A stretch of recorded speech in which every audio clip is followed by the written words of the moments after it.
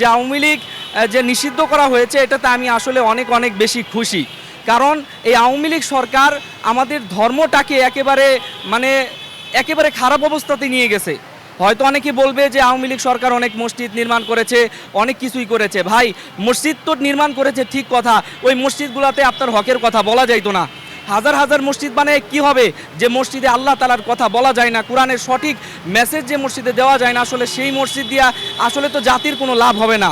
তা আওয়ামী লীগ সরকার যেভাবে ইসলামের ক্ষতি করেছে, যেভাবে সাধারণ মানুষের ক্ষতি করেছে, বিভিন্ন মানুষকে যেভাবে হয়রানি করেছে, তো সেই হিসেবে আমি সহ আমার বিশ্বাস দেশের প্রত্যেকটা মানুষের আশা ছিল যে আওয়ামী লীগকে যেন নিষিদ্ধ করা হয়। আর এই নিষিদ্ধকরণে আমি আশা করব যে আমরা প্রত্যেকেই অনেক বেশি খুশি হয়েছি। আওয়ামী লীগকে আমরা যেমন কাগজে কলমে নিষিদ্ধ করেছি, ঠিক একইভাবে তাদের যে কার্যক্রম রয়েছে আমরা সেটাও তাদের বন্ধ করার চেষ্টা করব। এবং বিশেষভাবে যে এই যে 5ই আগস্ট কেন্দ্র করে যে এই যে বিশাল একটা গণহত্যা আওয়ামী লীগ চালিয়েছে, এর যেন সঠিক বিচার হয়। কারণ অনেক বাবা মা এই পর্যন্ত তাদের সন্তান হারিয়েছে, অনেক সন্তান বাবা মা হারিয়েছে, অনেকে ভাই হারিয়েছে, বোন হারিয়েছে। এগুলো আসলে খুবই হৃদয় বিদারক একটা বিষয়। যদি এর বিচার না হয় এই কলঙ্কিত ইতিহাস হিসাবে এটা থেকে যাবে।